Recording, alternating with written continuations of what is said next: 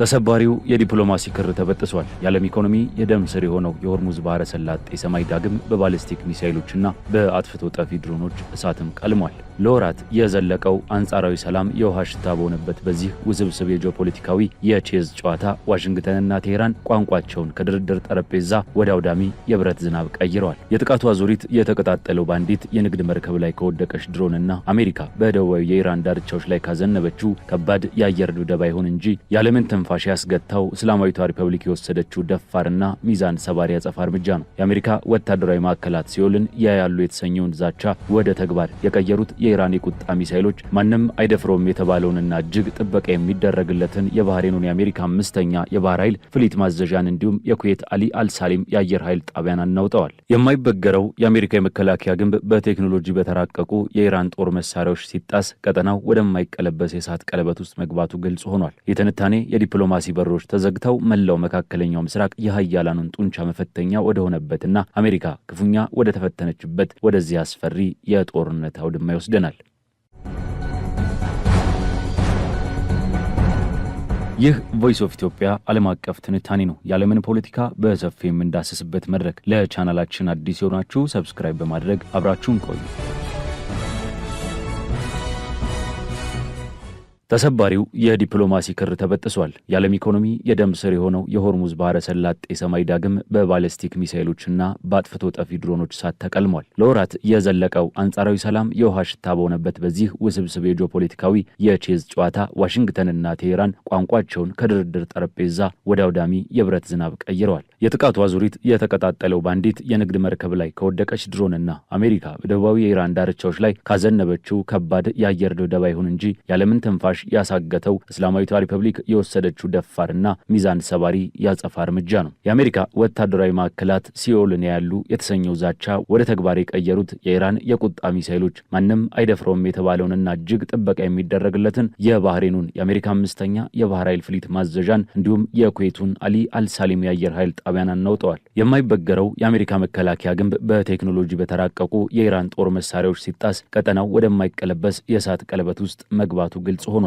ይህ ትንታኔ የዲፕሎማሲ በሮች ተዘግተው መላው መካከለኛው ምስራቅ የሀያላኑን ጡንቻ መፈተኛ ወደ ሆነበትና አሜሪካ ክፉኛ ወደ ተፈተነችበት ወደዚህ አስፈሪ የጦርነት አውድማ ይወስደናል። በዓለማችን እጅግ ስትራቴጂካዊና የዓለም የኢኮኖሚ ደም ስር በሆነው የሆርሙዝ ባህረ ሰላጤ ላይ ያንዣበበው የጦርነት ደመና ዳግም አድማሱን አጥቁሯል። ዋሽንግተንና ቴሄራን ለወራት ዘልቆ የነበረውን አንጻራዊና ተሰባሪ ሰላም ስምምነት ጥሰው ዳግም ወደ እርስ በርስ የጥቃት ልውውጥ አዙሪት ውስጥ ተዘፍቀዋል። ይህ እውነት የዓለምን ትኩረት የሳበና ቀጠናውን ወደማይቀለበስ የጦርነት አዘቅት ሊያስገባው የሚችል አጋጣሚ መፈጠሩን አመላካች ነው። በዚህ ውስብስብ የጂኦፖለቲካ ቼዝ ጨዋታ ውስጥ የሁለቱ ሀገራት ፍጥጫ የዲፕሎማሲ በሮችን ዘግቶ የባሊስቲክ ሚሳኤሎችና የድሮኖች ቋንቋ የሰፈነበት መድረክ ሆኗል። ሁሉም ነገር የተቀጣጠለው ሰሞኑን ነው። ለወራት የዘለቀው የተኩስ አቁም ስምምነት ተስፋ ፈንጥቆ የነበረ ቢሆንም ይህ ተስፋ በአንድ ጀንበር የውሃ ሽታ ሆኗል። እንደ አሜሪካ የማዕከላዊ እዝና የዋሽንግተን ባለስልጣናት ገለጻ ግጭቱ ዳግም ያገረሸው ኢራን በሆርሙዝ ባህረ ሰላጤ ሲጓዝ በነበረውና የሲንጋፖር ንብረት በሆነው የፓናማ ባንዲራ በሚያውለበልብ ኤምቪ ኤቨር ላቭሊ አሊያም ኪኩ በተሰኘው ግዙፍ የነዳጅ ጫኝ መርከብ ላይ የአጥፍቶ ጠፊ ድሮን ጥቃት መሰንዘሯን ተከትሎ ነው። አሜሪካ ይህንን ድርጊት የዓለም አቀፍ የባህር ላይ ጉዞ ደህንነትን የሚፈታተንና የሰላም ስምምነቱን በግልጽ የጣሰ እኩይ ተግባር ስትል ፈርጀዋለች። የዓለምን 1/5 የነዳጅ አቅርቦት በሚያስተላልፈው በዚህ ወሳኝ የውሃ መስመር ላይ የተሰነዘረው ጥቃት ዋሽንግተንን አስቆጥቶ ፈጣን የአጸፋ እርምጃ እንድትወስድ አስገድዷታል። ይህንን ተከትሎ ፕሬዚዳንት ዶናልድ ትራምፕ በሰጡት ቀጥተኛ ትዕዛዝ የአሜሪካ የጦር አውሮፕላኖች ሰኔ 26 ቀን በደቡባዊ የኢራን ባህር ዳርቻ ላይ በሚገኙ ወታደራዊ ኢላማዎች ላይ ከባድ የአየር ጥቃትን ሰንዝረዋል። የጥቃቱ ኢላማዎች በሆርሙዝጋን ግዛት በምትገኘው የሲርክ ወደብ አቅራቢያ የሚገኙ የራዳር ጣቢያዎች፣ የድሮን ማከማቻዎች፣ የአየር መከላከያ ስርዓቶችና የክትትል ማዕከላት ነበሩ። አሜሪካ ይህንን ጥቃት የኢራንን የማጥቃት አቅም ለማዳከምና ለተሰነዘረው የድሮን ጥቃት ተመጣጣኝ ምላሽ ለመስጠት ያለመ መሆኑን አሳውቃለች። የትራምፕ አስተዳደር በትሩዝ ሶሻል ገጹ ላይ ባሰፈረው መልእክት ኢራን የተኩስ አቁም ስምምነቱን መጣሷን አውግዞ የድርጊት ከቀጠለ እስላማዊቷ ሪፐብሊክ ከህልውና ገበታ እስከ መሰረዝ የምትደርስበት ወታደራዊ እርምጃ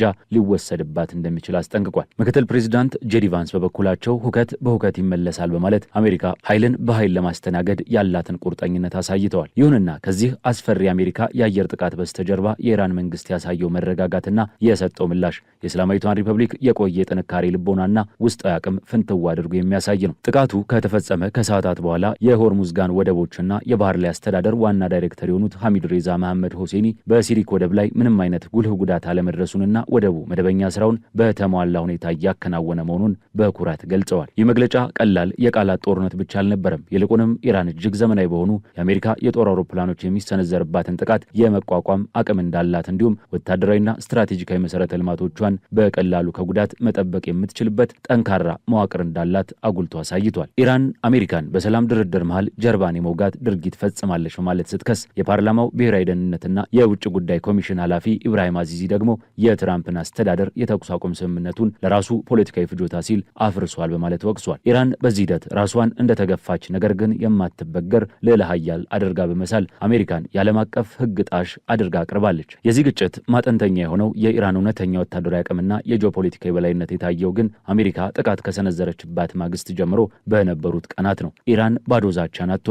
የእስላሚክ አብዮታዊ ዘብ የአሜሪካ ወታደራዊ ማዕከላት ሲኦልን ያያሉ ብሎ መዛቱ በባዶ አልነበረም። የዓለምን ፖለቲካ ያናወጠ የፐርሺያን ባህረ ሰላጤ ሰማይ በእሳት ያቀለመና የኢራንን አስፈሪ የመምታት አቅም ያረጋገጠ ክስተት ተፈጸመ። በኩዌትና በባህሬን በሚገኙ ቁልፍ የአሜሪካ ወታደራዊ ማዕከላት ላይ ኢራን ያለምንም ማቅማማት ተከታታይ የባሊስቲክ ሚሳይልና የድሮን ጥቃቶችን አዘነበች። ይህ እርምጃ ኢራን በቀጠናው ያላትን ወታደራዊ ክንድ ግዝፈትን በግልጽ ያሳየ ነው። ጥቃቱ ያነጣጠረው ተራ ቦታዎች ላይ አልነበረም። አንደኛው ኢላማ በኩዌት የሚገኘው የአሊ አልሳሊም የአየር ኃይል ጣቢያ ሲሆን ሁለተኛውና እጅግ አስደንጋጩ ደግሞ በባህሬን ሳልማን ወደብ የሚገኘው የአሜሪካ የባህር ኃይል 5ኛ ፍሊት ዋና ማዘዣ ጣቢያ ነበር። የ5ኛው ፍሊት ማዘዣ በአሜሪካ የባህር ኃይል ታሪክ ውስጥ እጅግ ጥበቃ ከሚደረግላቸው ዘመናዊ የጸረ ሚሳይል መከላከያ ስርዓቶች ከተገጠመላቸው ማዕከላት አንዱ ነው። ኢራን ይህንን እጅግ የተጠበቀ የአሜሪካ የጀርባ አጥንት የሆነ ማዕከል በድሮንና በሚሳይል መምታት መቻሏ የስለላ አቅሟን፣ የጦር መሳሪያዎቿን ትክክለኛነትና የአሜሪካን የአየር መከላከያ ስርዓት ጥሶ የመግባት ከፍተኛ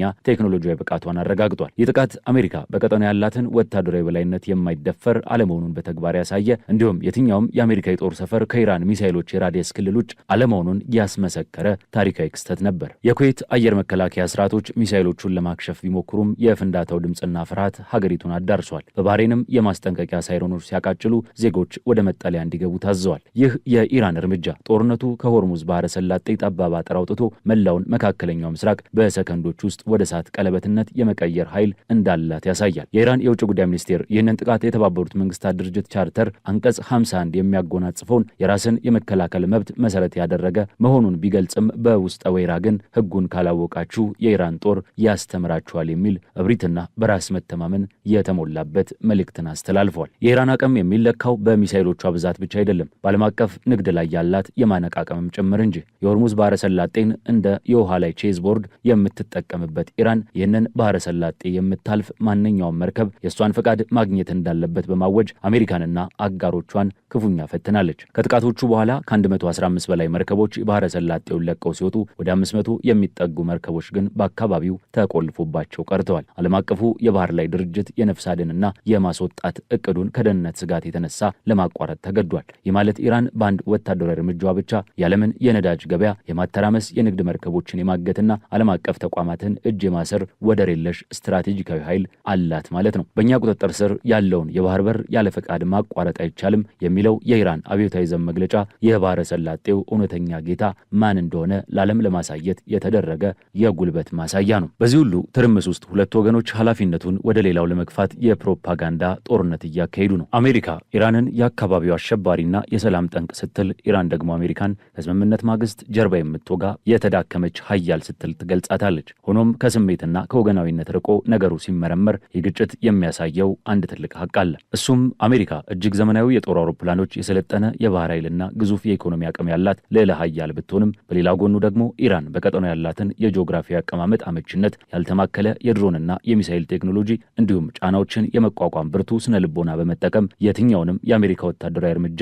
ውድ ዋጋ ሊያስከፍል ወደሚችል አፋኝ ጦርነት የመቀየር ሚዛን ሰባሪ አቅም እንዳላት ነው። ከሆርሙዝ ባህረ ሰላጤ ማዕበል ባሻገር የዚህ እኩይ ግጭት ነበልባሎች የሌቫንቱን ሰማይ እያረገዘው ይገኛል። የኢራን ቁጣ በባህረ ሰላጤው ብቻ የተወሰነ አይደለም። ይልቁንም ተጽዕኖዋን በዘረጋችባቸው ተጓዳይ ግንባሮች ሁሉ አሜሪካን የማዋከብ ስትራቴጂዋን በተግባር እያሳየች ነው። በዋሽንግተን አነሳሽነት የተጠነሰሰውና ተስፋ ተጥሎበት የነበረው የሊባኖስና የእስራኤል የሰላም ማዕቀፍ በኢራን ዋነኛ ቀጠናዊ አጋር በሆነው ሄዝቦላ በኩል ቀዝቃዛ ውሃ ተቸልሶበታል። የቡድኑ ምክትል ዋና ጸሐፊ ሼክ ናይም ቃሲም የአሜሪካን የድርድር ሰነድ ከንቱ የሉዓላዊነት አሳልፎ መስጠትና ታሪክ ታሪካዊ ውርደት በማለት የዲፕሎማሲውን ወረቀት በአደባባይ ቀደው ጥለውታል። ቡድኑ እስራኤል ወታደሮቿን ለማስወጣት ያቀረበችውን ቅድመ ሁኔታ የለየለት ወረራን ህጋዊ ማድረግ ሴራ ነው በማለት የሊባኖስ መንግስትም ቢሆን ይህንን ስምምነት እንዳይቀበል አስጠንቅቋል። ይህ የሂዝቦላ ውሳኔ የኢራንን የመቋቋም ዘንግ ስትራቴጂ ስፋት የሚያሳይ ሲሆን አሜሪካን በአንድ ግንባር ብቻ ሳይሆን በበርካታ ውድማዎች ላይ እንድትወጠር ማድረግ የተቀናጀ የቼዝ ጨዋታ አካል መሆኑን ያመላክታል። ይህ በእንዲህ እንዳለ የውጥረቱ መንቀጥቀጥ ሌላኛዋን የጥንት ከተማ